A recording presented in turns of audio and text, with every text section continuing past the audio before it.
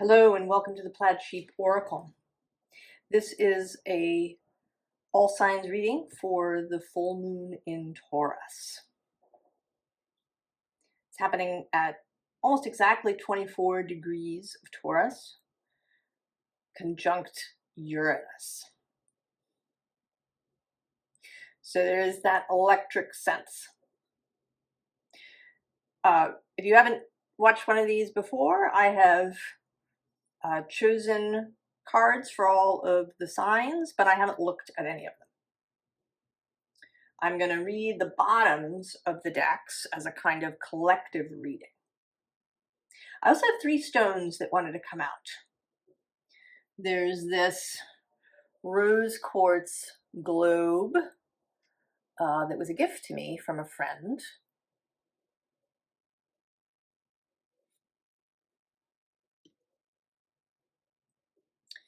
This chunk of raw hematite.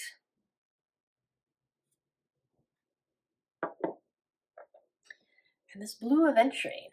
And these 3 things together are making me feel very sort of earth, right? We have this globe, and then iron, which is plentiful on Earth, makes up the core of the planet. And then this blue, the blue of the oceans, the fact that we're a blue planet. So there's something about that. And perhaps they have meaning for you. So the first 2 cards that are on the underline are kind of amazing. We have this card that's from the Wordless Oracle, right? And there's this sense of, kind of approaching deity, of, maybe going on a pilgrimage or a quest. But the card underneath the next deck is this one. It is quite literally the same image. These are both decks. They're by 2 different creators, but they're both sort of collage decks that use, images and then put them together. And so these 2 creators clearly found the same image, and here they are showing up together in this reading. And this one has this, right, this sense of approaching deity, source, angelic energy. And then this one has the sense of approaching the portal. The subtitles here are Authentic Self, Transcendence, Courage, and Genesis. So approaching something. Coming out of the desert into something.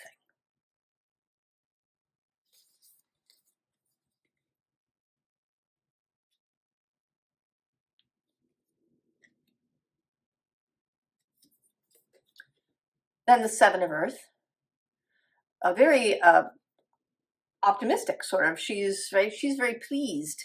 Sometimes the 7 Earth can be ambivalent. We're not really satisfied with what's happened so far, but she is. She's absolutely satisfied. She and the fox and the snake. They're very satisfied with how their garden is growing.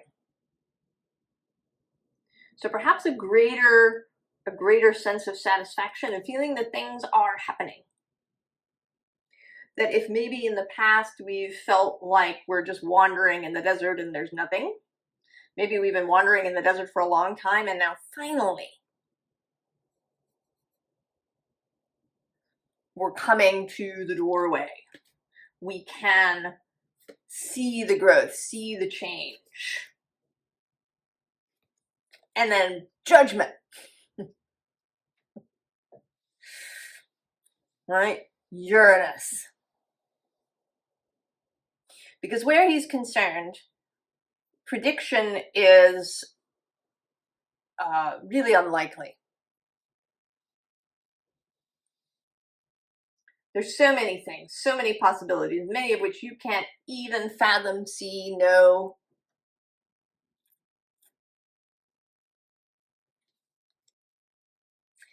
And then there's this Three of Air, and this seems to me like this same angel. That the angel has shown up and kind of, and maybe it's this angel from the first card, that there's been this sort of announcement, this message. And then there's this period of introspection happening. So there's a kind of, there's a change, and then there's an integration process that wants to occur. Then we have abundance. And the time machine.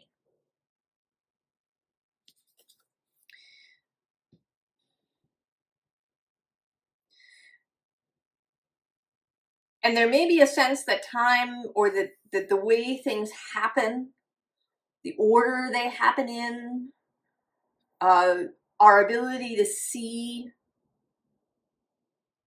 cause and effect, maybe in ways that we haven't before. There may be weirdness where the cause seems to come after the effect.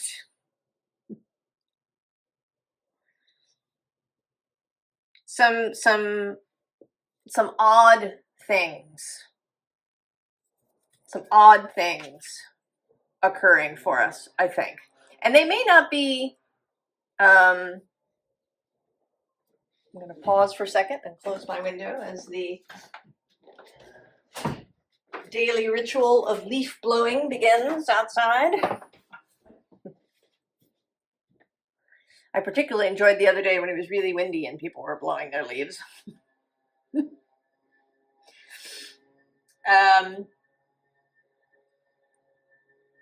So something weird is going to occur, I think. And it may not be weird on a grand scale. There might not be some, massive event that's really weird. It may be little things that are weird in your own kind of mundane experience. But we will see. Right? I mean, it could be, encountering the same thing in two different places, or, really intense deja vu, or, these kinds of experiences. But we shall see. Start with Aries.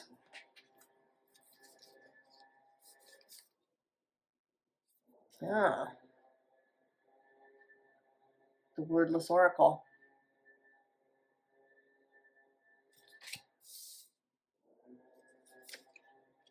Ah, the Hidden Portal. Alternate routes, look closer, creative solutions. The Hierophant.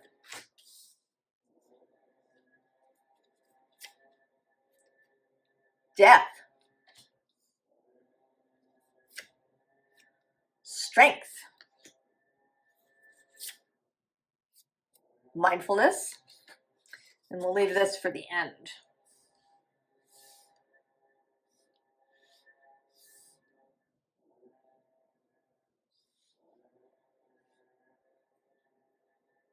Well, you certainly seem like maybe you've been wandering around looking for the door. You know there's a door. You're not confused about that.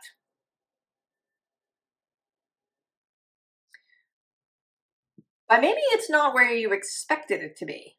It seems here, this looks very much like a portal, as if there should be a door there. But maybe there isn't. And that's confused you. Or that the door is locked. Or You know, maybe you partly went through it and it didn't lead where you thought it was going to lead. And you've been wandering around in a bit of a confused state. But now you've found your way through the hidden portal.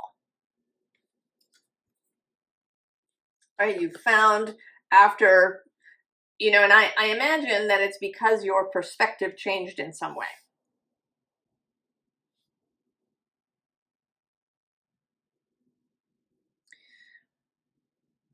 You know, Uranus has been passing through Taurus right next door to you. And I think that sometimes when planets do that, when they're right next door, that it can actually have a more profound effect even than when it's passing through your own sign. That when it's, especially with a planet like Uranus, when it's passing through your own sign, it may be too much. You know, it creates too many things, too many changes, perhaps. And you can't quite, you know, get your bearings. But when it's passing through the sign next door, it's not as present, but it's still, right, it's like hearing something, you know, that isn't in the room with you, hearing something from, you know, on the other side of the wall.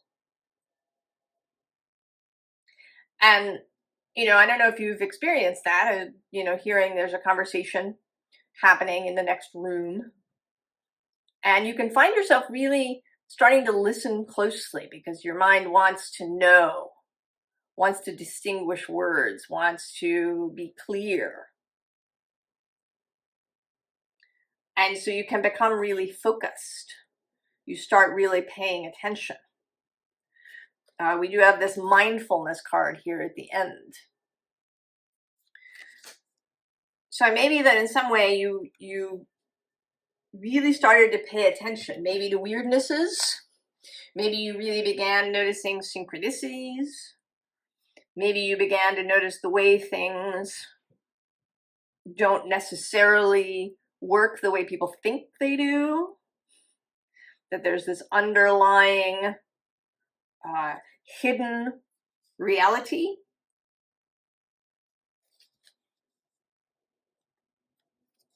And so you go through the portal and you end up here in this space with the Hierophant. And there's, right, your tarot are three major arcana: the Hierophant, Death, and Strength.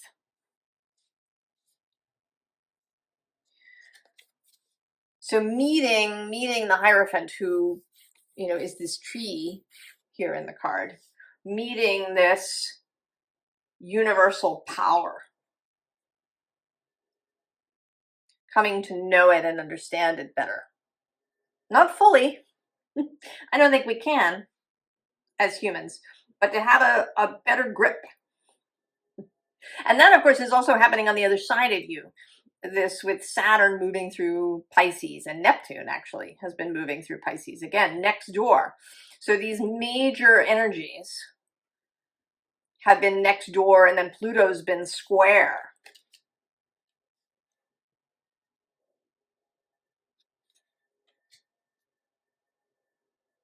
So there's a transformation that takes place. Death is here at the center.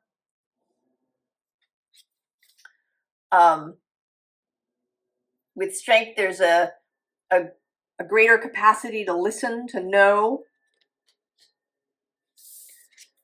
to be mindful. You know, and Aries can have that. I've certainly experienced it personally. I have an Aries sun. Of that kind of rushing headlong a little bit. Rather than really taking your time with something. And it's not always useful. Sometimes it means that you have to go and do a thing again because you move too fast. Or you miss things. I think you are really learning and have been learning to pay attention to the details, to maybe move a little more slowly, a little more mindfully, right? It doesn't mean you're not going to be first into the breach, but that you do it with greater awareness, right? Like you've taken the blinders off. So your peripheral senses, your ability to see and understand, even if you're moving at a greater speed, perhaps, has increased. And that with this full moon, some of this will become more apparent. Let's see what the last card is. Ew! Tender embrace. I did not expect that. Huh.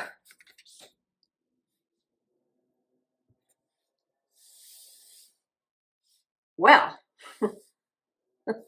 now I'm wondering if all of this growing awareness, this mindfulness, this hidden door, maybe it's leading to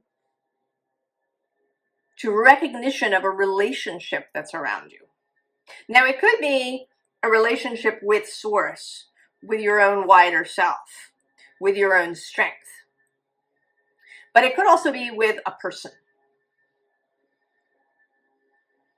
And I think that maybe this person, that maybe they're already there, and that you haven't seen them clearly. They were just somebody initially, right, in the periphery of your vision. And now they're going to be much more important, taking kind of center stage in your life.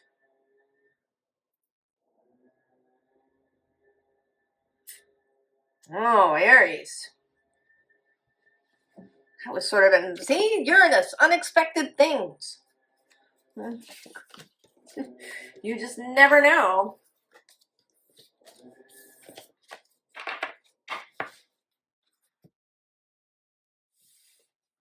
Taurus. Taurus, your moon. Oh, well, that's very nice. On the beach.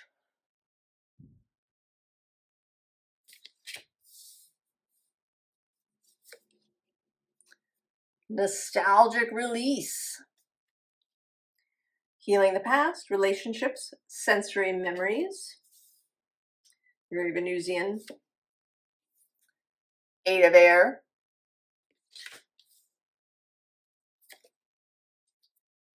Three of cups.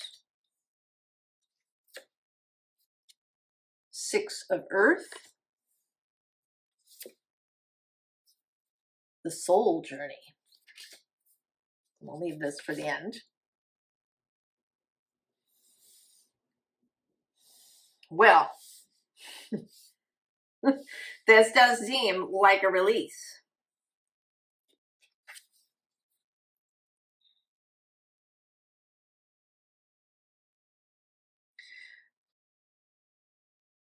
A release of efforting. A release of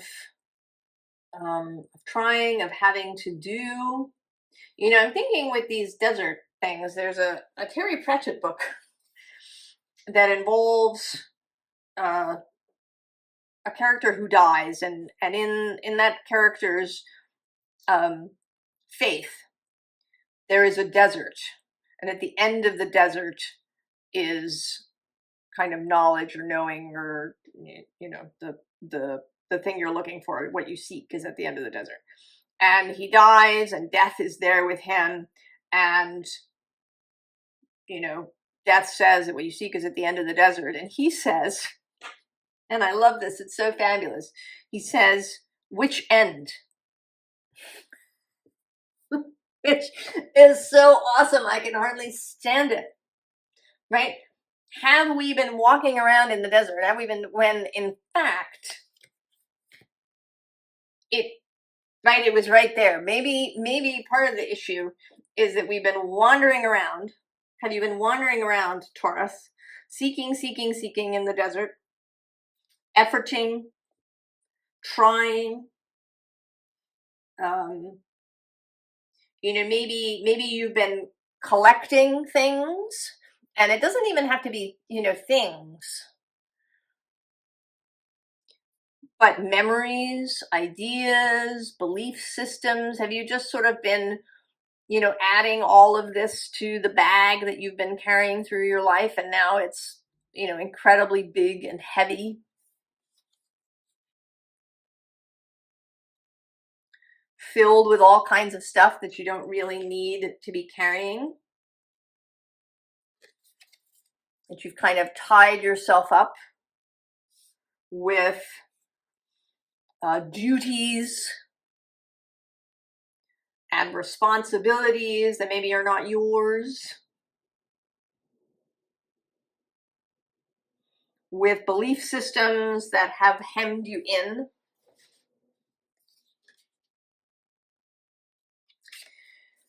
This Three of Cups coming here at the center often feels to me like the fates. These three women, these three characters, that they are the fates, and you meet up with them. And as a result of this, you come into this much more peaceful, easeful space where you keep only those things that you really need. You're not carrying a giant weight on your back. You just have the things that you need.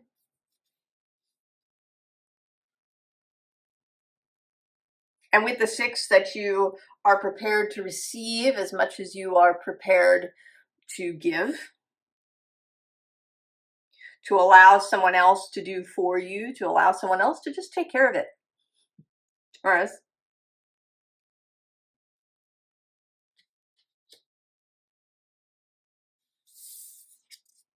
And that there is something about this whole thing that is a soul journey. It's a kind of refining, and I would actually think of that as a Scorpio word. It's also a bit of a Sagittarius word, but refining what it is that you want to hold on to, that you want to keep, that is integral to you. What is it that matters? What is it that you value? That you want to keep. And that this moon, where the moon is reflecting the light of the Scorpio sun in your space,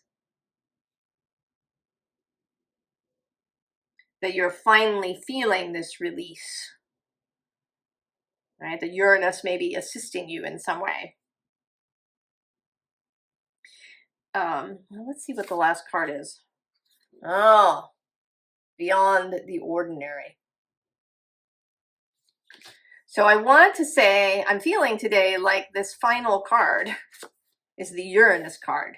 Aries had something very surprising show up there.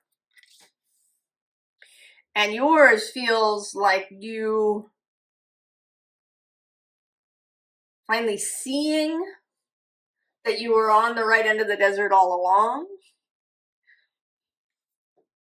Seeing that you can drop all of these things. That there is more than just the mundane that you can touch and see and feel.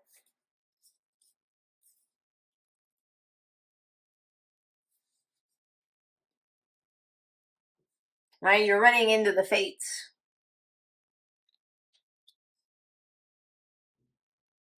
And also perhaps seeing that fate is not set. That maybe fate changes. You know, because the three of them, they're wandering through the forest. They themselves are changeable. They move. And then when you meet up with them, you may have a conversation. That there is something about fate that is mutable. That you're not trapped. There's something here too about the body, right? With right, we have all these bodies, right? Sort of naked bodies, bodies held. That maybe you're understanding that even, you know, the DNA is not fate. That you are not trapped in the body.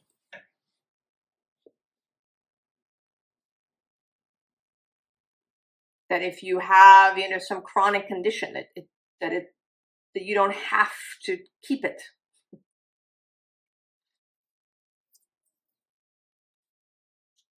Oh, Taurus, the ability to change and shift.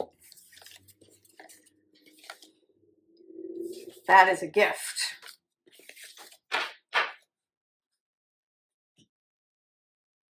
Gemini.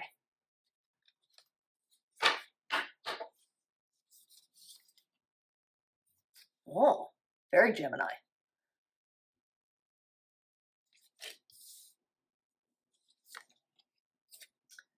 Heart activation. You had this last time, Gemini, I think. Self-love, following your bliss, restoration. Do you need a refresher course, Gemini? Maybe you do. The Knight of Water.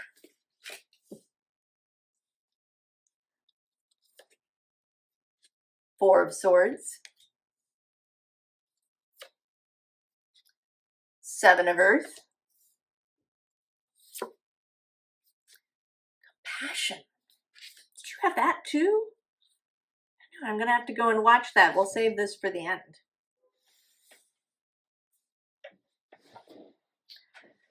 Gemini.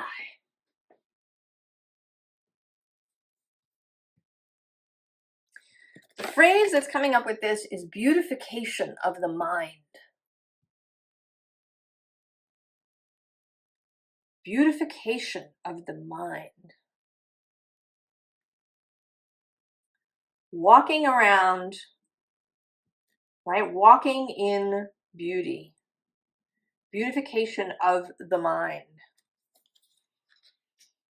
That this heart activation is is about this heart-mind connection. And how they can be entrained with one another. That there can be really good flow between heart and mind. And this feels like that too, because this is a musician.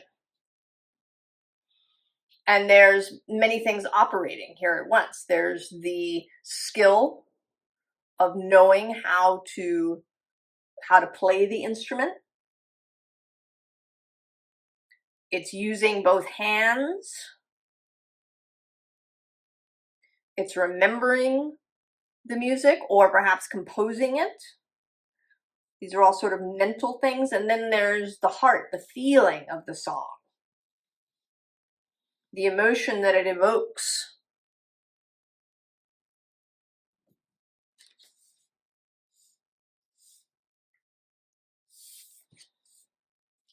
There is some sort of awakening happening for you, Gemini.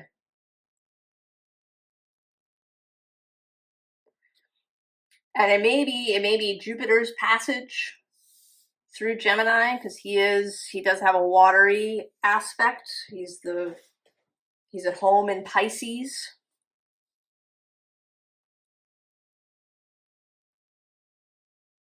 And Neptune, this dreamy space of Neptune, has been moving through Pisces, square Gemini.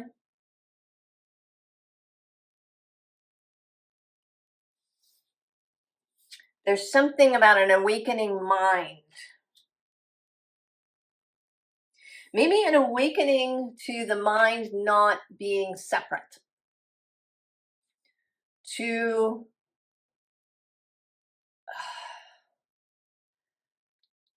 the mind not being emotionless. Right? The idea of pure intellect. That is not true. That's only, you know, an idea that it is not something that happens in the human being.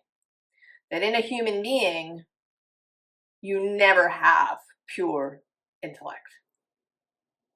That there is always, that it is always one thing. Even when it doesn't seem that way.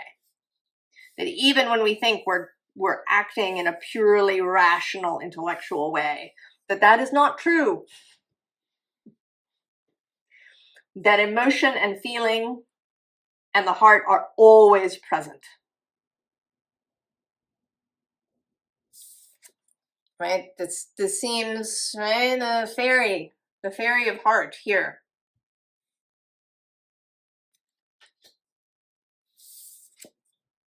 Right? An integration of this.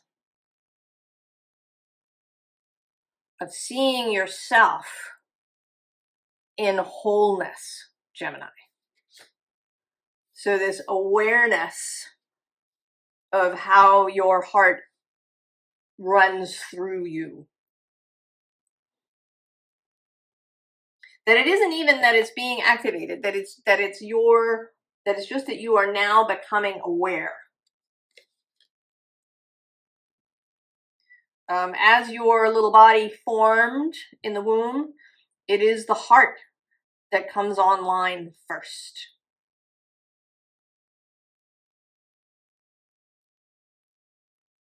That we separate these things, heart and mind, and that is a fallacy, as much as separating mind and body is a fallacy.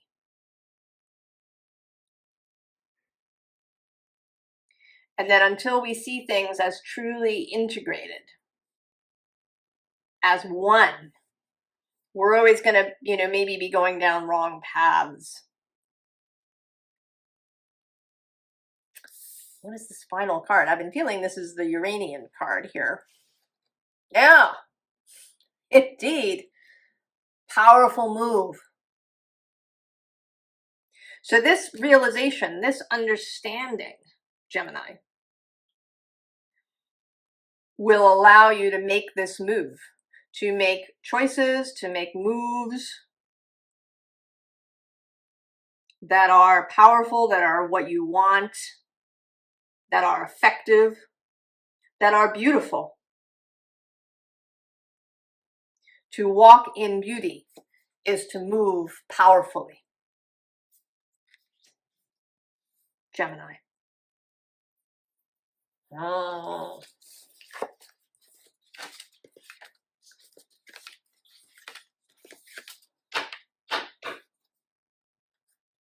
I wonder what will come when Uranus moves into Gemini. We'll see a little bit of that for you next year. Cancer.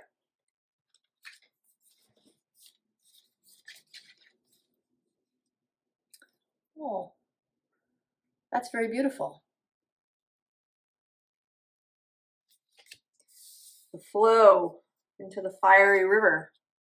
Oh, you are a gift. Visionary, step into your light.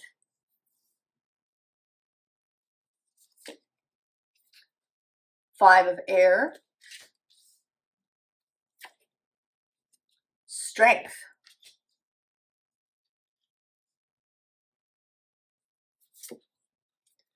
The page of water.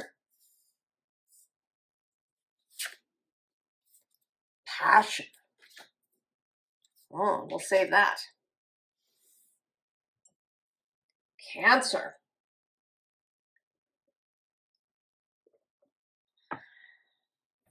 Well, this seems a continuation of the Cancer-Leo story that's been going on here on the channel for a while. That I think is tied to this Mars retrograde.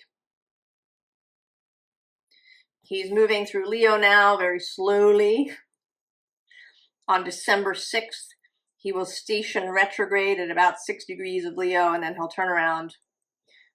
And on, I don't know exactly when sometime in January, he moves back into Cancer.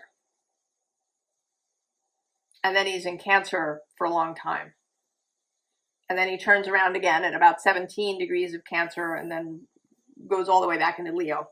So this story, because your water pouring into what looks like lava. This combining of water and fire.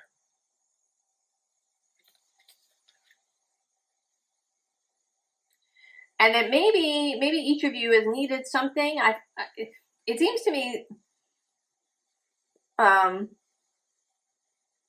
you are the especial beneficiary, because you get all this fire, not just from Leo, but from Mars himself.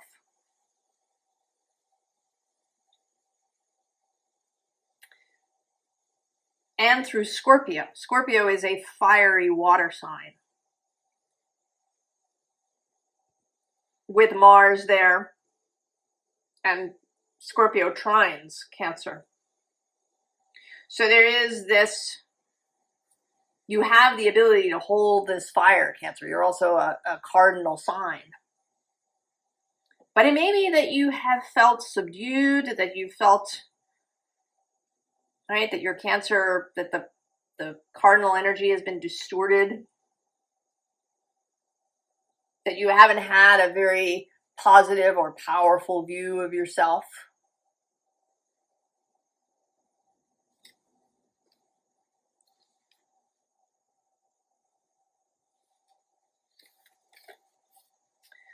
But there is something coming, though it may be a little challenging.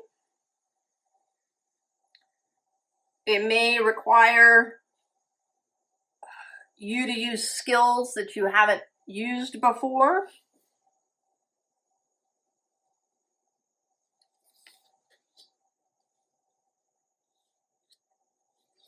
But you have the strength. The strength is here. And you have the ability both to be right here with this lion, in this very solar, fiery energy, as well as the Page of Water, right? I see this as the same person, the same child.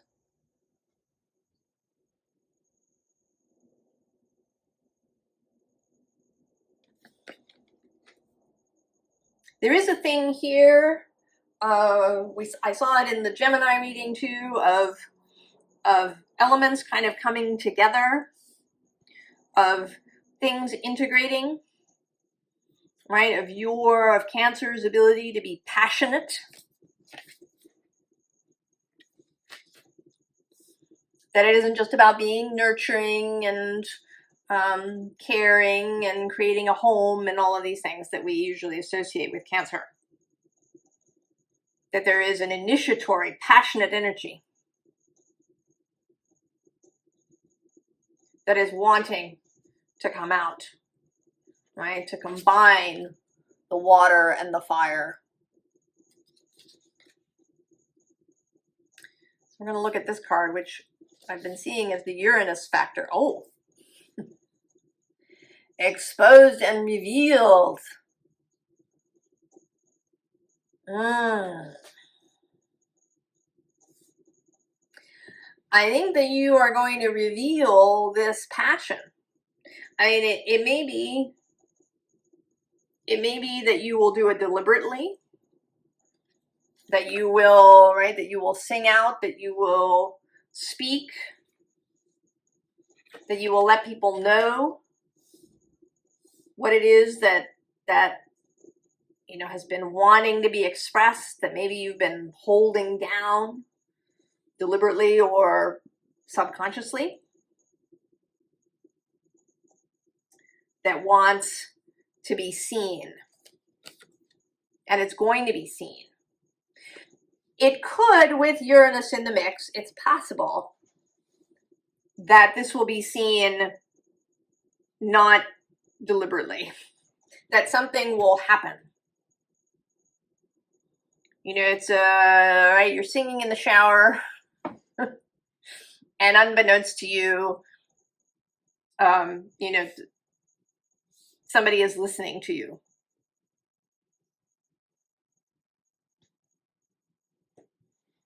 Or you post something online and it goes viral unexpectedly. And that may be part of the challenging aspect of this.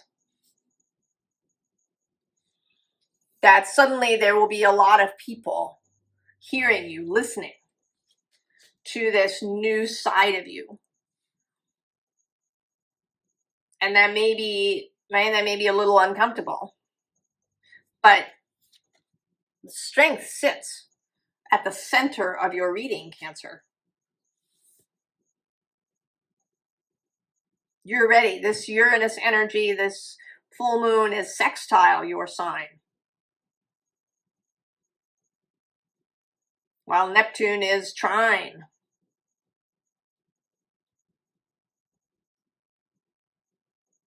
And Juno actually is moving through Scorpio, and she's the planet of commitment. So I think you will have the strength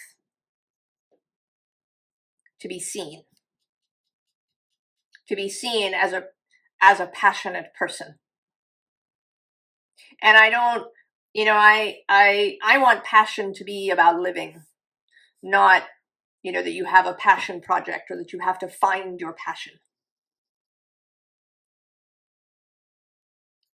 To live passionately, to have a juicy life where you're interested in things. You know, and again, that doesn't necessarily mean that it has to be, you know, big on the, right, that has to be on the world stage, or that you have to have, you know, oodles of money, or that you know, it doesn't have to be big in that way, but that it feels juicy to you, whatever it is.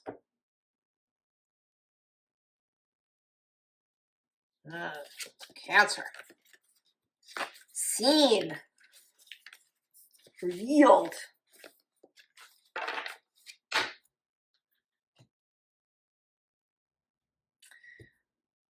Leo. Let's see what Leo, if there's a... Oh, look at that.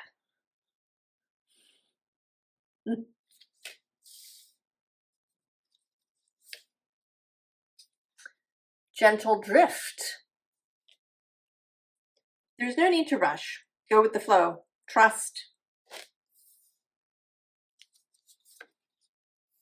The Ace of Water. The Emperor. The King of Water. Knowledge. We're going to leave this for the end. Leo. Well, Cancer had all kinds of fire, and you've got all kinds of water. You are absolutely, right, connected to each other at this moment in time. You know, in this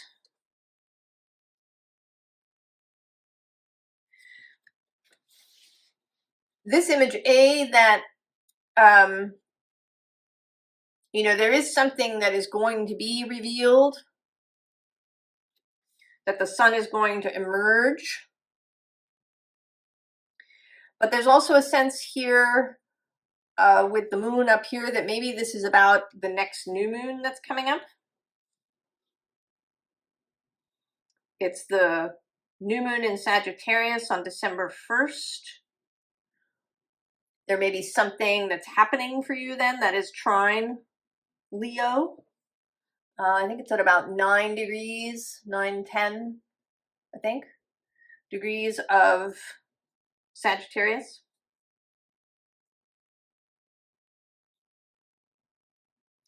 And there's actually 2 new moons in December. There's the new moon in Sagittarius on the 1st and the new moon in Capricorn on the 30th.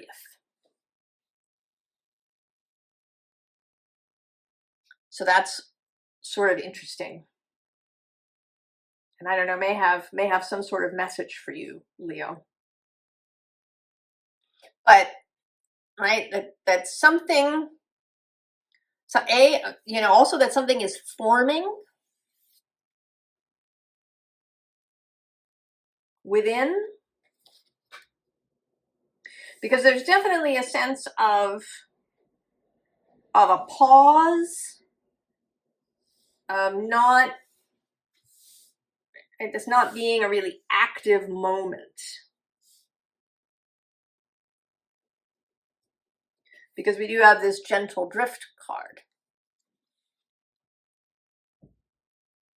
This may have to do with how Mars, right, he's going to move, he's turning retrograde on December 6th, and then he's going to exit your sign in early January and spend a bunch of time in Cancer before he comes back.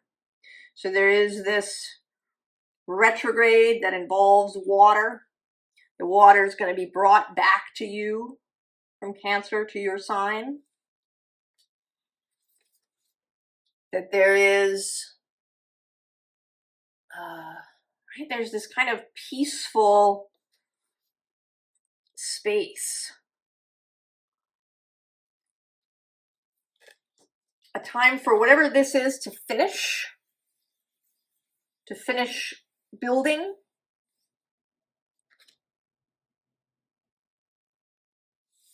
For your cup to be filled.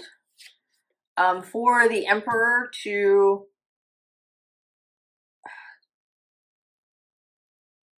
finish the work, or for you to be sort of like the Emperor where you are delegating.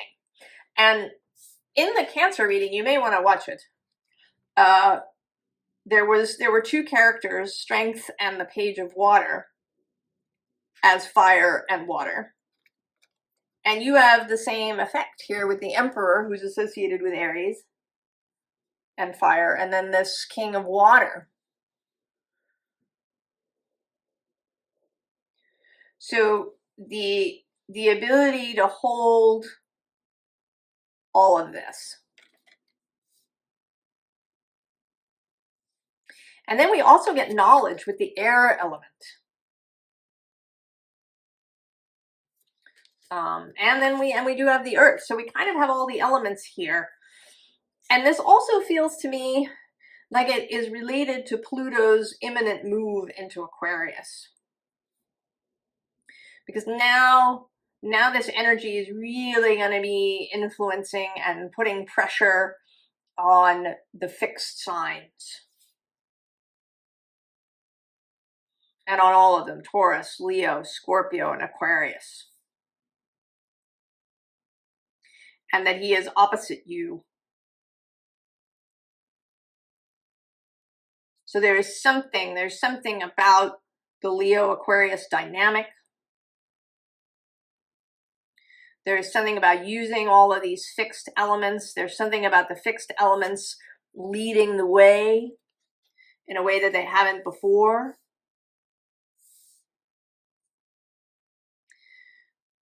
I think this is all right. This is going to unfold, Leo. This final card, which has been very Uranian. Oh,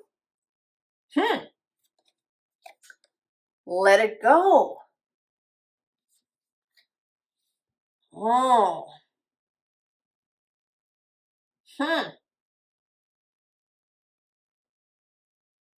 This is actually feeling to me like let it, not so much let it go, but let it complete, let it finish, let the process go on.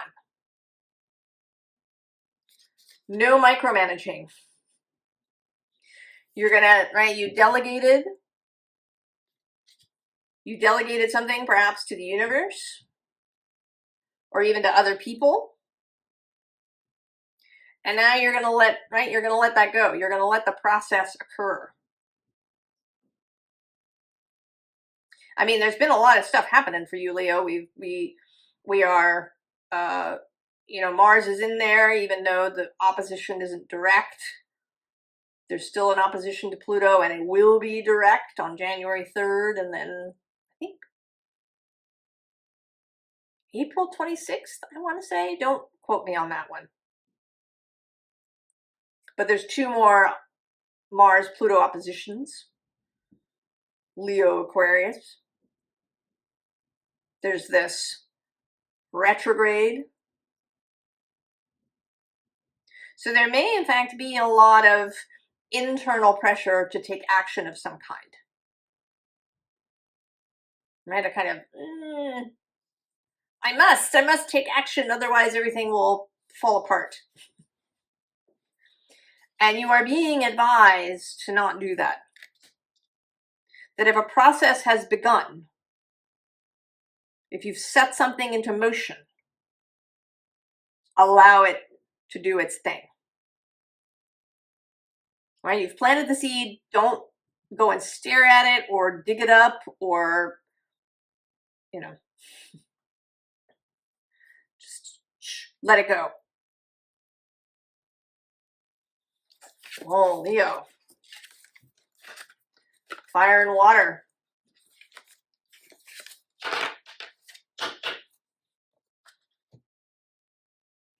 Virgo.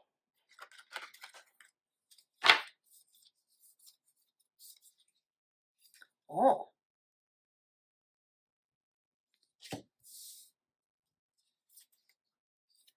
Messengers. Guardians, divine orchestration, calling in support. The 7 of water.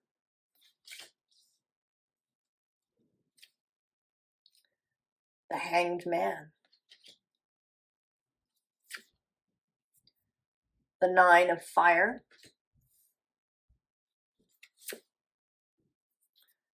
Emotional. We'll leave this for the end.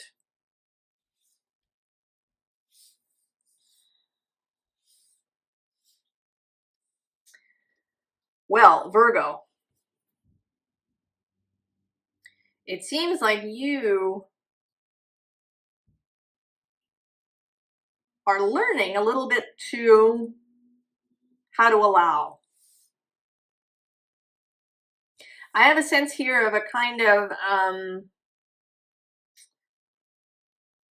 foretelling of the nodal move into Pisces and Virgo. Right? Your ability to work with the Pisces energy, you're gaining skill.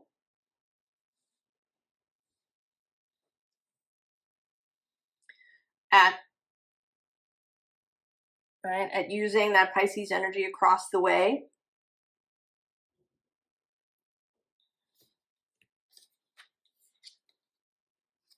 And maybe it's coming through as a download, as an experience that really feels like a message.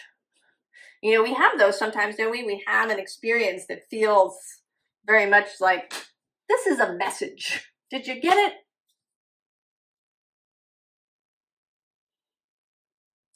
And also that it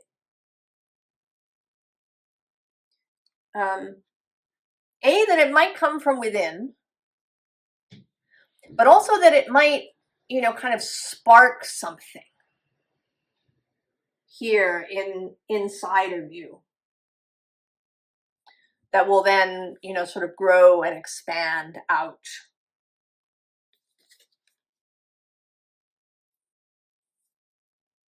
And then we have these little 3 cards that are kind of joined up. We have the 7 of water, choosing your star. And that's certainly right up your alley. You know exactly what you want. And this This star is some kind of new knowledge and or skill. So that you maybe, maybe you're going back to school. Maybe you're taking some kind of training. Maybe you're changing professions. Maybe you're deciding to commit to a relationship, perhaps.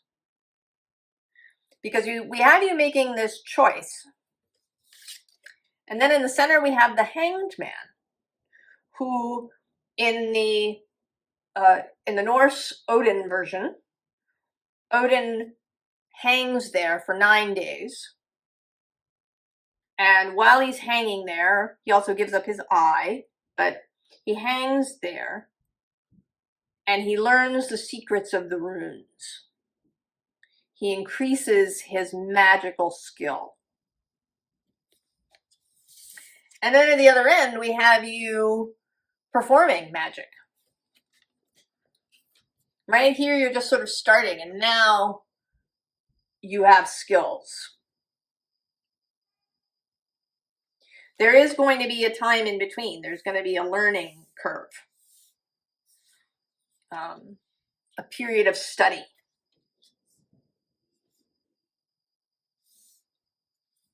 That happens. And I want to say that this new skill has a real emotional component. We have this water emotional thing. So it may be, I don't know if it is a field of study. It's, maybe it's psychology, or, maybe you've decided to go to seminary, or, it's some sort of healing method that you're learning. And it can be, Reiki or Donna Eden energy medicine, or it can be going to nursing school or deciding to go to medical school. There's some really watery component where your ability to, to feel the water, to have some of that Pisces energy from across the way, is going to be integral to this practice. The Hangman is also associated with water, with Pisces.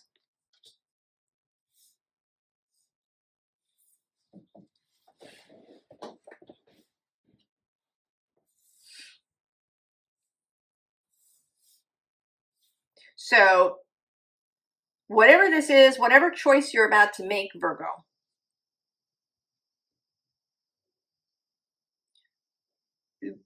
it has this emotional component and this intuitive, possibly magical component.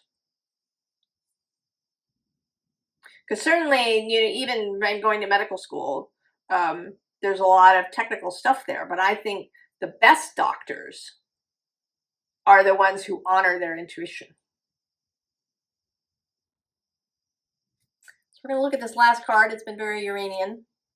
Ew. Willing release. Of course.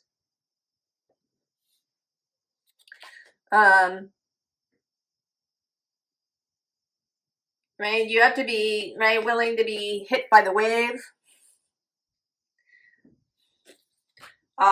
Willing to release things, right? Odin gives up his eye, and maybe there's something, if we think of the eye as maybe being a very technical thing, a very tightly focused thing, right? In the detail, that maybe some of that needs to be given up. The need to, maybe to know the exact progression of things, that you can take something on faith. There's also this wish fulfillment aspect of this card. So maybe the Uranus, he's been moving trine your sign, and he's about to move into your sister sign of Gemini, also held by Mercury. That a wish fulfillment may happen in some completely unexpected way that will increase your ability to see this watery, non-rational, shall we say,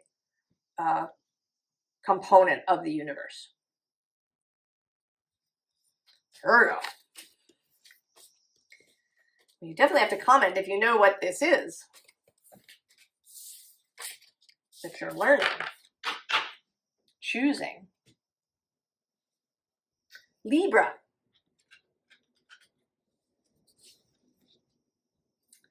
Well, that's very nice.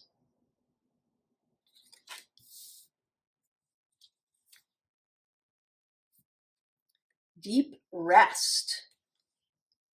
Shifting gears, recharge, and repair. This card has come out a lot recently in many different ways. The Star. The Four of Wands. The King of Air. Decision. I'm going to leave this for the end, Libra.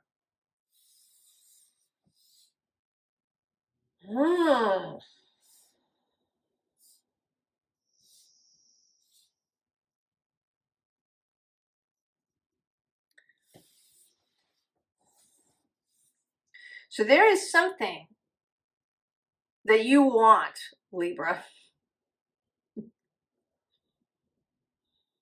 that you've been prepared to really travel to, that you've been prepared, right? You're willing to get in this boat and row all the way there.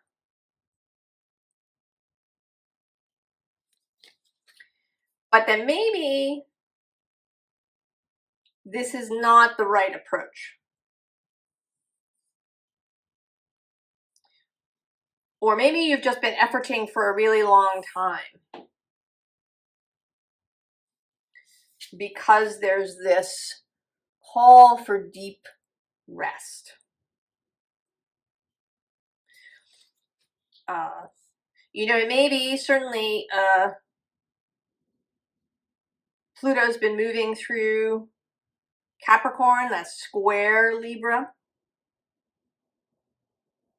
There was a lot of pressure on the cardinal signs. And you may have really been feeling that. I have to row. I have to get there. But there is now a suggestion that you want to rest. Right? This is kind of not about doing. And the word, in fact, that's coming to mind is tending.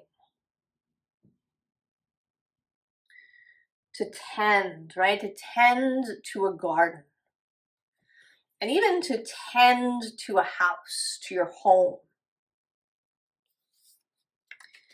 That is a much more gentle energy. Tending is not spring cleaning or, completely revamping the garden. Tending is like a little thing here and a little thing over there. And we do a little bit over there. Maybe, more about removing something than adding something. Maybe you're not watering more. Maybe you're, moving a plant from one place to another in the house. Maybe you're putting something out of the way of the cat where it's been assaulted all the time. Right? Little things. Right? She's She's just touching that iris, just barely. And if you're living in the northern hemisphere, it may be more about tending your home. You know, doing little repairs here and there, not some kind of massive deep cleaning of the whole thing, but a really gentle, but maybe, right, just a little bit every day.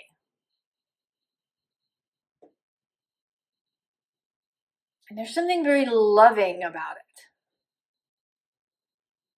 You know, and to tend to your things as you would to your garden. You know, maybe it's mending some clothes that you really love.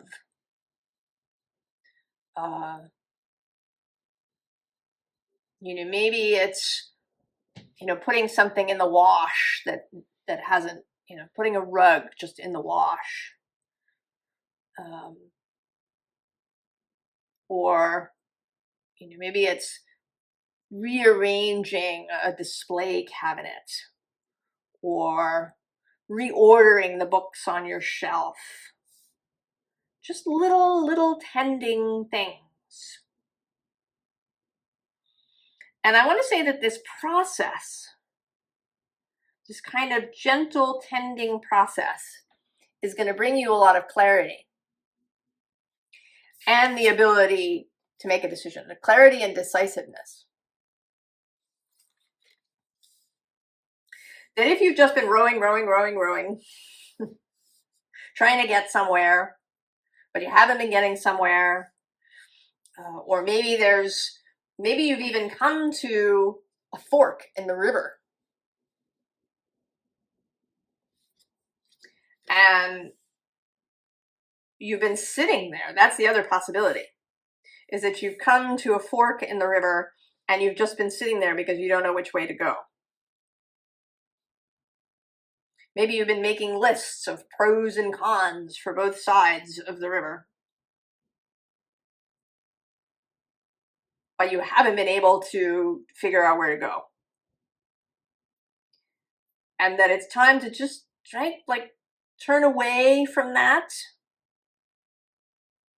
and tend to the harmony of your physical space.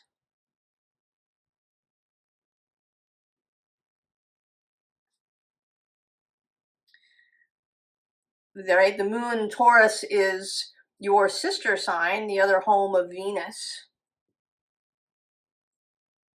So this Venusian care of things.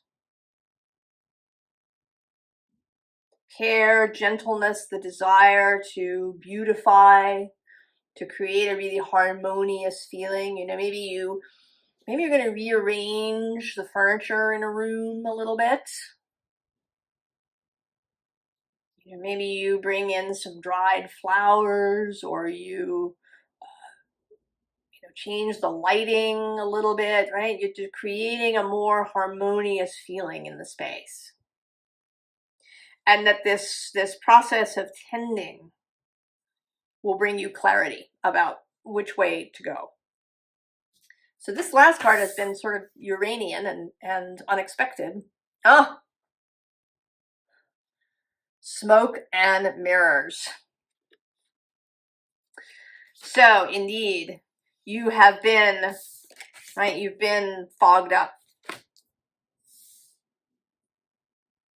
And it may be that, since I have been thinking of this as the Uranian card, that something is going to happen that may reveal some of the smoke and mirrors to you. I don't know where they're coming from. They might be internal smoke and mirrors. That's about, you know, your belief systems and what you think is possible. Or it may be external. Too much information coming in. You know, only information from one source, rather than seeing different perspectives. Or it could even be something deliberate. perhaps. But if you've been, right, if you've been really working, and now you feel like you don't know what to do or where to go, rest, tend. And this will help to clear out your mind, help you make the decision. And when you're moving in that direction, then that Uranian energy can bring you even more clarity. Libra. Whoa.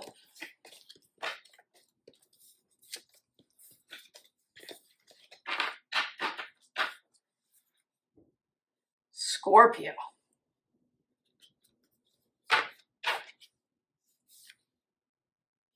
Oh, that's interesting. There's a little bit of a connection to the Libra reading, but we'll see. Sweet alchemy. Transmutation, inner light, cycles of growth. The Wheel of Fortune.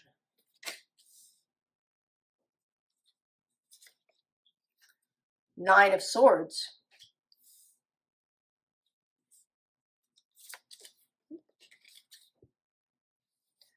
Six of Air. Growth. We'll save that for the end.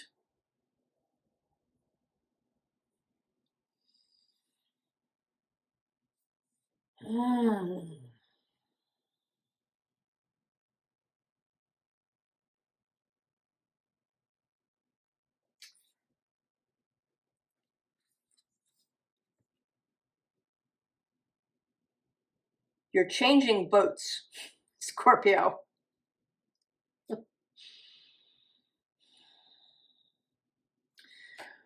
Right, we're starting in this rowboat here. And you've been rowing around in this for a while.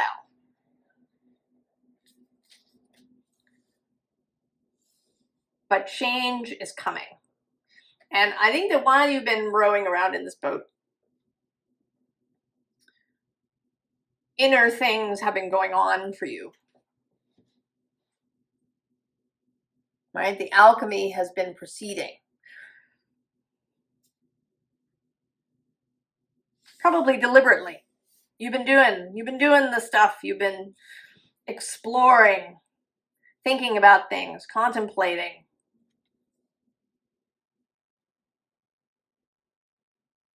Contemplating the transmutation. Contemplating how what was difficult can be a gift. Contemplating how what seemed like the desert, I'm sort of feeling, right, these two cards together. And maybe what you thought was the desert was actually filled with water. Or perhaps it was right just on the other side of the door.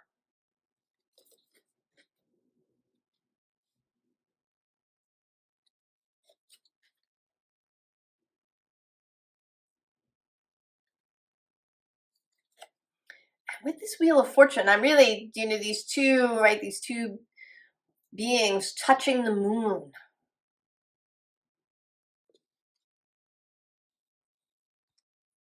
And there is moon and sun here.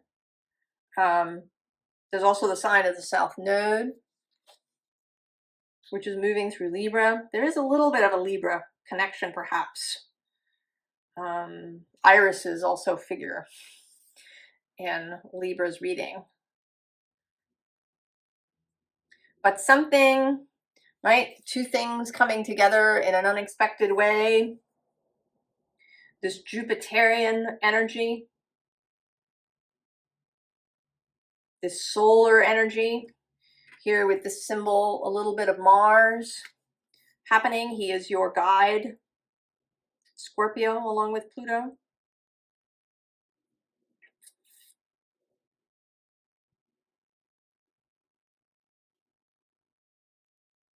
And this feels as if when they touch this moon, something is going to be triggered.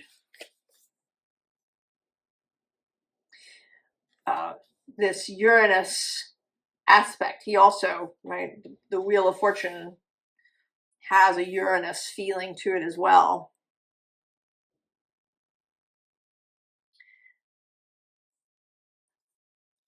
And with this Nine of Swords,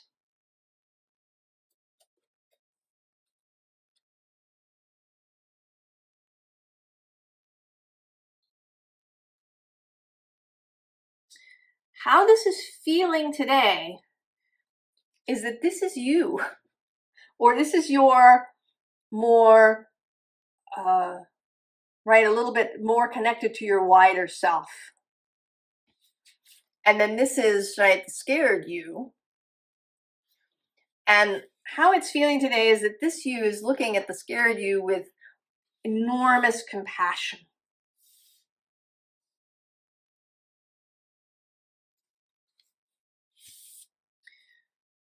Knowing, right? Knowing that there's parts of you that have been frightened or unsure.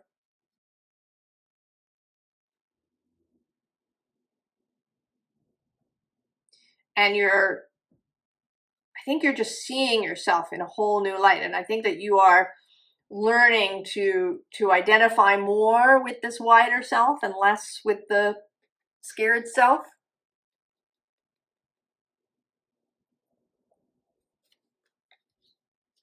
And that realization that you, right, that you are this wider self leads you to the new boat, the new ship, right? To go from the rowboat to the full 3-mast, well, I guess it's a 2-mast ship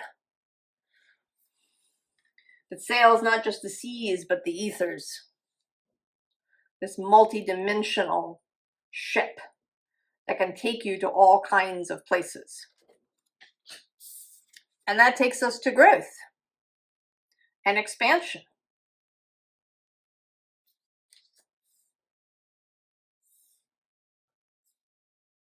So this card has been showing up as really Uranian, and I am noticing in this moment, more than I have with any of the other cards, this connection of these colors, of this rainbow thing. And this card on the end is ears wide open.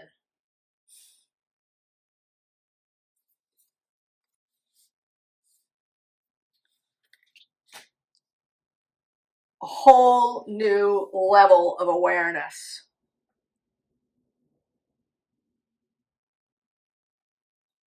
This new understanding of yourself. And there is also something else. This is the Wheel of Fortune. This is, something that you do not control. There is a Uranian aspect to all of this. That there will be something, an event, a download, an unfolding, a message, a meeting with somebody that is going to really kind of supercharge this transformation that you're having. That is really going to help you to see yourself as the wider self.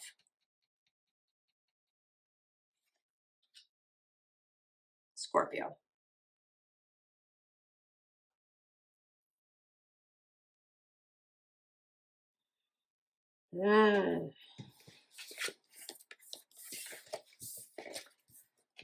That's exciting, Scorpio.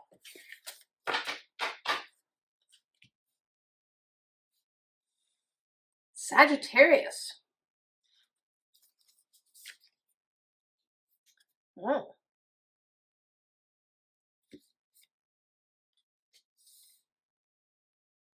That's a beautifully solar moment for you.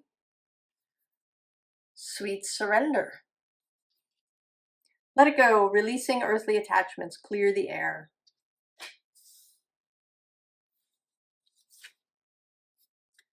The Elder of Air. There you are, the Knight of Wands. Three of Earth. Oh, scarcity. And we'll save this for the end. Oh, I see here. So, you know, this feels directly connected to the reading I just did for you, Sagittarius. Of recognizing yourself for who you are. Right? There's this, you know, kind of beautiful solar energy. It makes me actually, the image that popped into my head is the that opening moment of the Mary Tyler Moore show. If you know that, she goes outside and she throws her hat up in the air. This exuberant feeling, and like, right, going out in the sun and just really feeling so good. Or that Nina Simone song, Feeling Good. That's what this feels like. And this, for that matter. Right? These two feel very much connected. That there's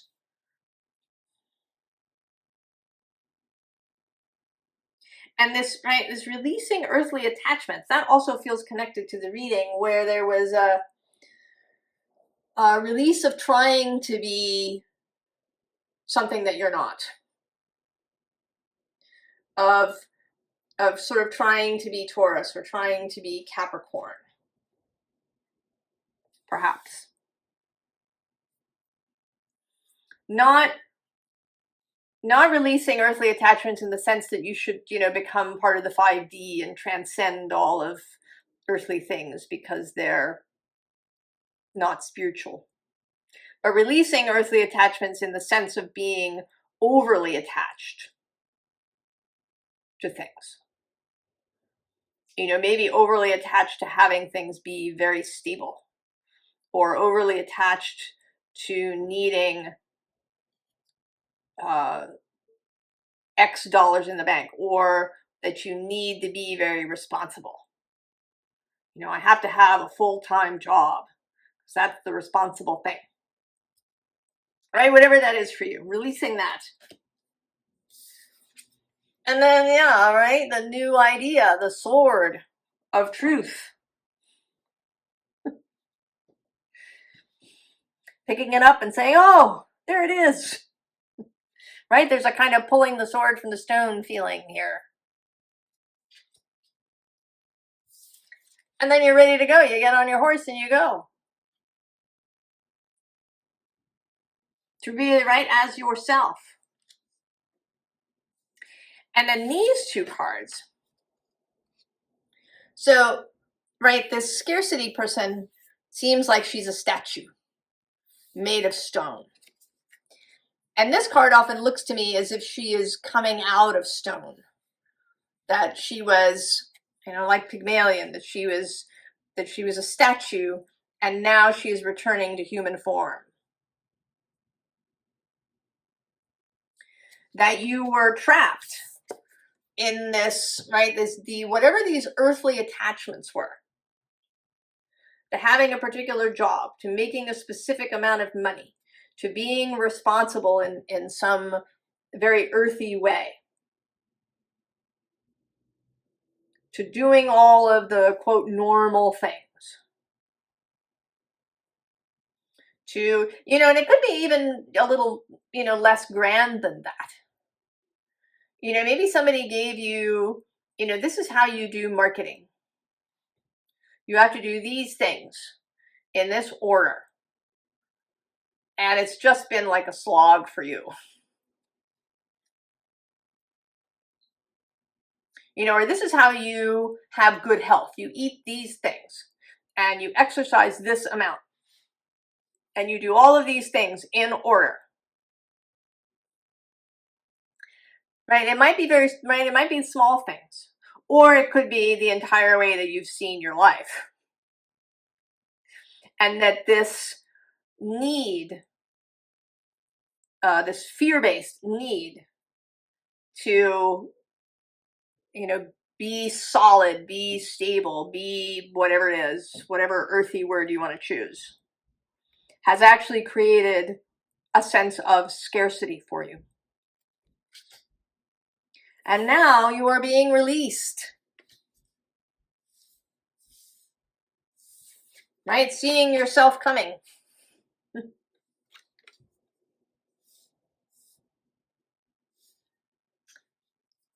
Last card. This has been very Uranian. Ew. See? Seeing beyond.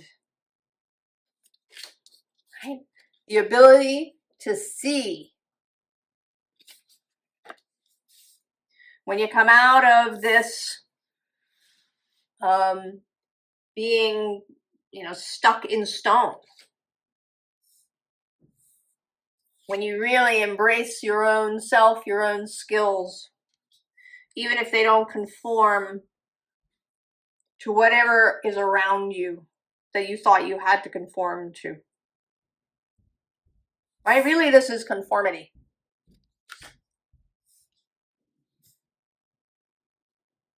And this is breaking out of that. Finding your sword of truth. And all of that enables you to see much more clearly. Next steps. What's the path ahead? What is it I really want in the first place? And it may be also an opening psychic awareness as well. Right? You can't hear that stuff if you're all in a statue.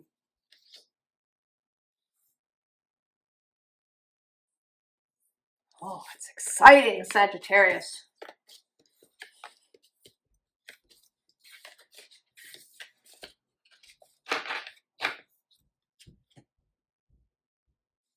Capricorn.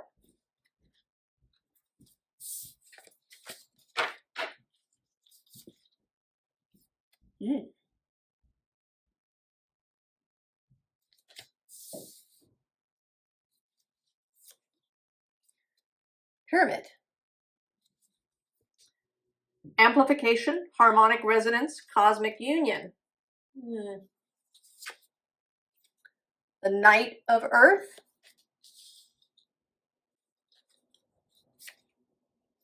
And the King of Pentacles. Chariot. The Ouroboros. I'll leave this for the end. Well, these first two cards. So you see there's a bell there in the middle. And the water, right, this bell has been rung. And you can see the sound waves in the water. The principle or the field of cymatics is coming up. Cymatics.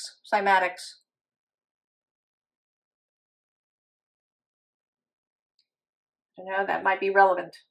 And then we have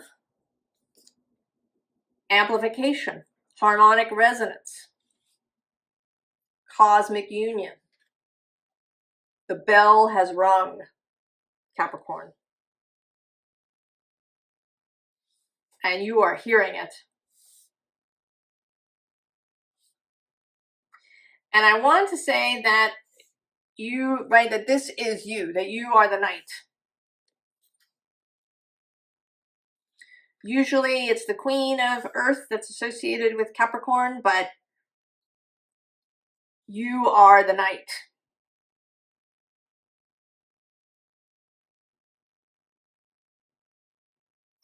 And you are going to sort of show up with this King of Pentacles. It's like a conversion. And this may be Pluto leaving your sign. That you've received all of Pluto's messages and you're ready to go. You are absolutely ready to get in the chariot and go. You have the information that you need. You have the skills. You have the belief set. You have an understanding, right? You understand that you can be stable. You can, do all of the king things. You can follow through. You can be a wonderful manager of things. You can be sovereign. You can do all of these things. And simultaneously be really mobile. Be flexible. Be open to change that you don't initiate. Because you are a cardinal sign, you like to initiate things. But sometimes you're not so pleased when other people initiate them or want to change them. No, I can do it. If you want it done right, you do it yourself. But maybe not. Maybe you leave and let somebody else do it. Maybe you're open to how other people do it. I think you've been released from some of the rigidity that Capricorn has acquired in the last couple of millennia and how Capricorn is seen.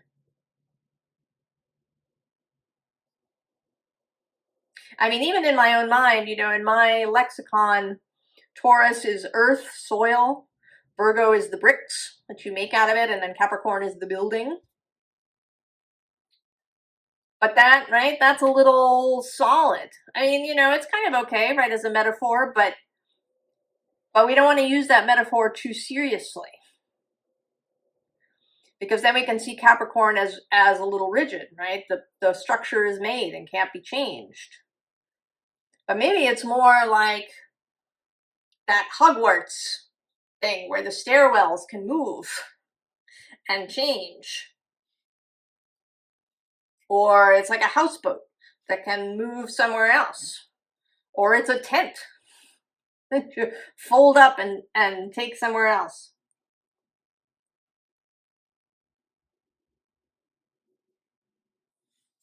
Capricorn, the bell has rung. And, right, sympathetic vibration can cause things that don't normally move to move, right? It can shatter a glass. It can, make iron filings or other things move. You may want to go and watch some videos on cymatics that show, it's really amazing how sound waves create movement. Right? That they can actually create movement even in Earth itself.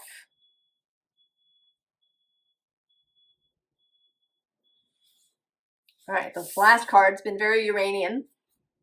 Oh, see? The uncharted sea. Capricorn. Oh, I didn't talk about the Ouroboros, did I? I'm sorry, I skipped him. But he's sort of a magical creature. He's wrapped around the earth, but he's flexible. He's got his tail in his mouth, but maybe he doesn't have to stay that way.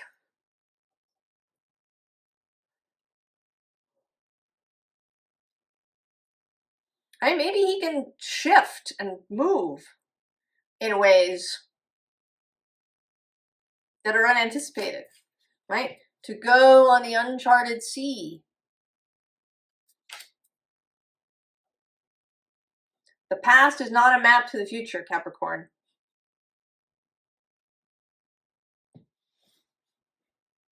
That was part of your reading. There are definitely connections to some of the readings, main readings here in these. Go forth, Capricorn, the bell has rung.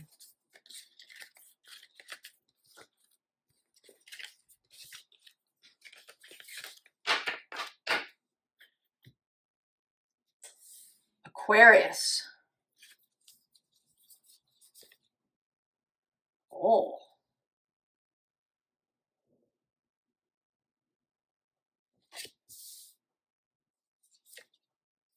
Ah, harmonics. Interesting. Vibrational medicine, shared resonance, natural tones. Not surprisingly, you seem to have a connection to Capricorn a little bit. The moon. 10 of Wands. 9 of Earth. Manifestation. We'll save this for the end. Oh, Aquarius.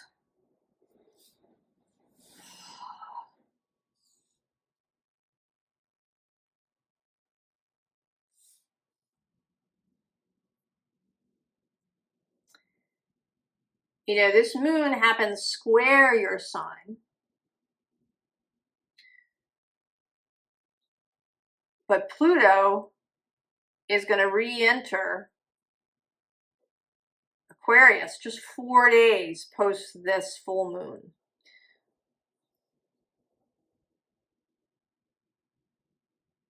Also, Saturn, who is one of your guides, turns direct just hours before the full moon. And all of these feelings and this, right, this Uranian energy.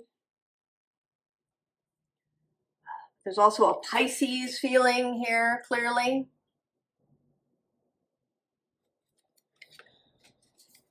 Going into the depths, Aquarius. And with this harmonics, there may be something about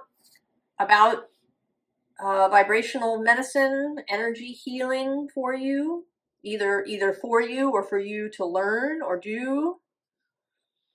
Maybe that will come into your awareness. Also, that you may want to use sound in your meditations or your practices.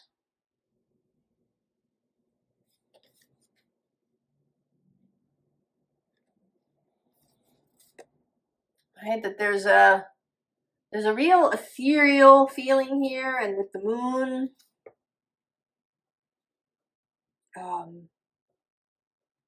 right, it's like you and your other self, right? You're touching here. A connection that's maybe formed. Maybe it is about doing some deep meditative practices, connecting with your wider self, with your soul, with your fellowship, your guides. And that the aim here is to put down all of this weight.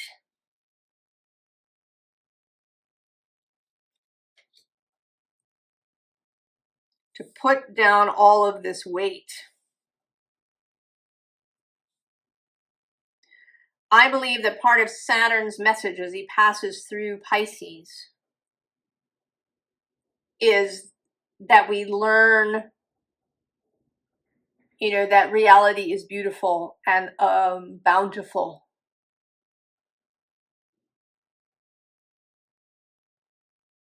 That we can receive manna from heaven. That it isn't about enormous effort. That it's about being in alignment.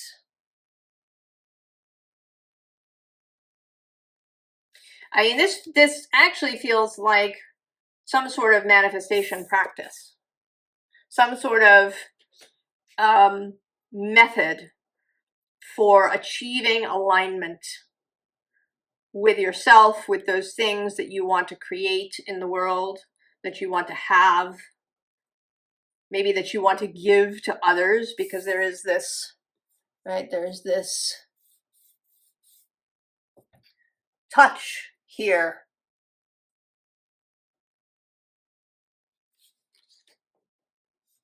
Maybe part of what you want to manifest is a deeper connection to your own soul, to your guides.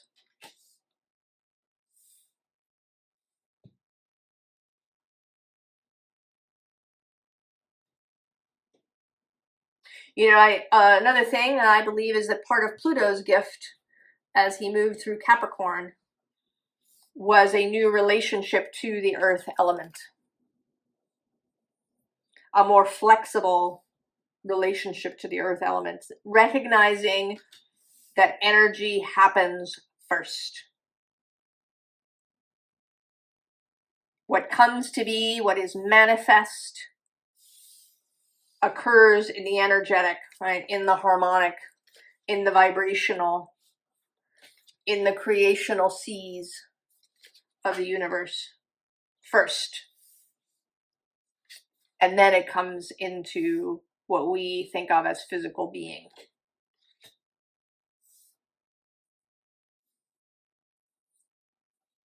This has been very Uranian, this last card in all the piles. Oh. But in yours, it's just the natural completion. Bearing fruit. Aquarius.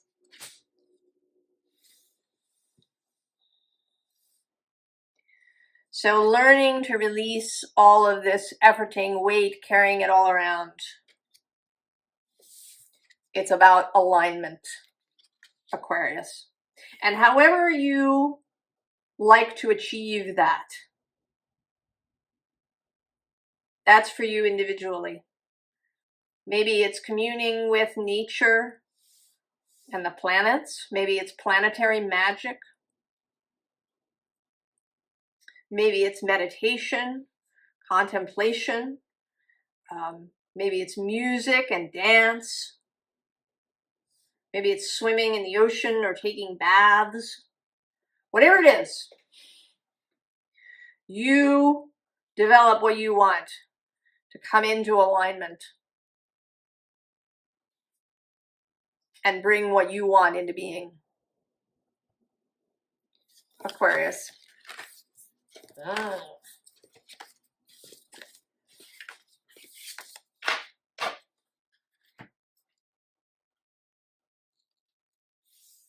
All right.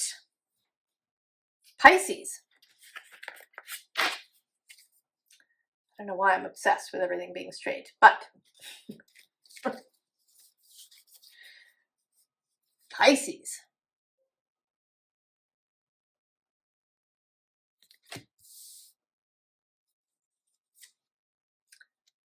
Dive in. Spontaneity, adventure, intuitive jumps. Meet and drink to you. The Eight of Earth, intriguingly. Justice. The Queen of Water. Inner Genius. We'll save this for the end. Well, Pisces, you join some of the others in this integration process. And certainly you join Virgo. And it's actually interesting, you kind of have, I want to say you have elements of some of the other readings sort of showing up. That is perhaps as it should be, yeah. bringing it all together, Pisces. The bell occurred in the Capricorn reading. We've had this sense of portals and finding your way through fog. This sense of wading into the waters. That certainly partly showed up in the Virgo and also a bit in the Leo reading.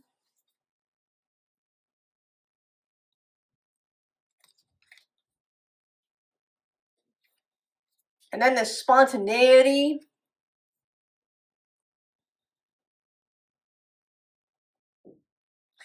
You know, and it's looking to me, I mean, it seems as if, right, there's this, as if it's a set of stairs here under the water, or maybe it's like a ripple, but that something has emerged from the waters, but maybe it's not visible.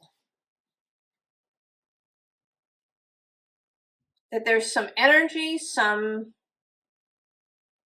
spirit that has emerged from the waters.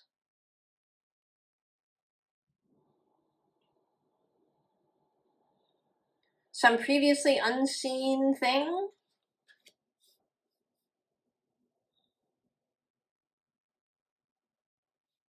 You know, and with this first card, I'm also thinking of Saturn being in Pisces and now turning direct. Right, the structure here, but that is filled with water.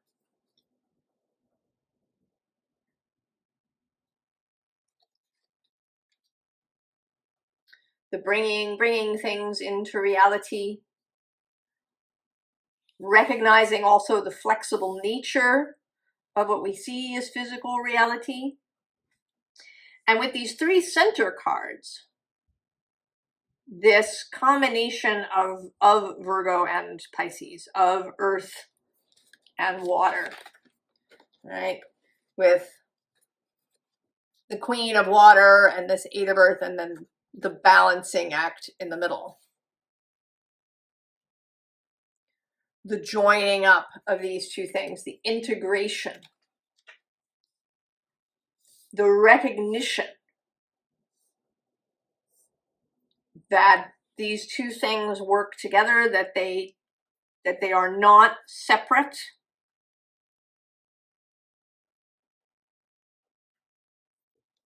That to join these things is the inner genius. And I am just now, I've seen this card a number of times, and it was only just now as I saw it in the camera, I see that it's a face. I had not seen that before. I was sort of always focused on this acorn, or not acorn, this pine cone. Right? There's two eyes and a nose and a mouth. And I had totally not seen it until just this second when I put the card up to the camera. So something there about seeing something in a different way, from a different perspective, through a different lens, through somebody else's eyes, perhaps. In this case, through the camera's eyes. And it still looks much more face-like when I see it in the camera than when I look at it directly. There may be something about the light in that way, seeing things under a different light. And that this, right, this creates, right, it creates the fire, right? The inner genius is the ability to see things from a completely different perspective. Maybe to be able to see whatever this is that came out of the water.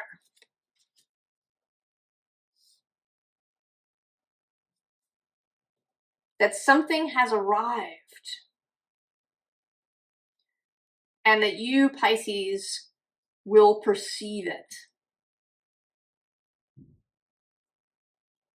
that you have the inner genius to see maybe what others do not. That your ability to combine earth and water, to combine the mundane and the metaphysical,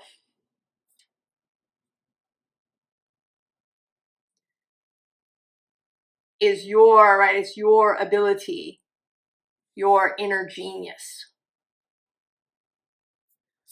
The last card, this has been very Uranian. The power of purpose, Pisces. Well, certainly here on this channel,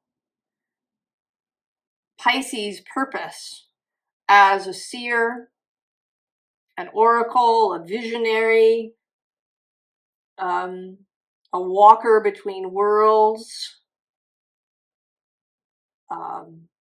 a hierophant, a priestess, a magician, a sorceress, a holder of faith,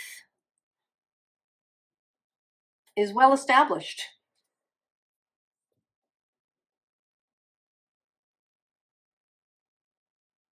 And this, right, Saturn turns direct hours before that full moon. If there's been some process underway of you really seeing these things in yourself, of you accepting this part of your purpose. And I believe that, right, that this is your purpose. I don't believe that the universe gives us a purpose. Our soul, our wider self, may have an intention, but I think that what our purpose is a combination of that and our earthly selves' intentions and purposes, that we choose a purpose when we are living. Our life experience helps to create our purpose. And it may change throughout our life. We may, when we're in our 20s and working in a particular place or doing a particular thing, we may have one purpose. And then when we're 60, we have a different purpose. But right now, Pisces, if you are here, I want to say that part of your chosen purpose is to be this seer, oracle, priest, priestess, magician, mystic being that sees what others do not, that really knows how to combine earth and air and earth and water,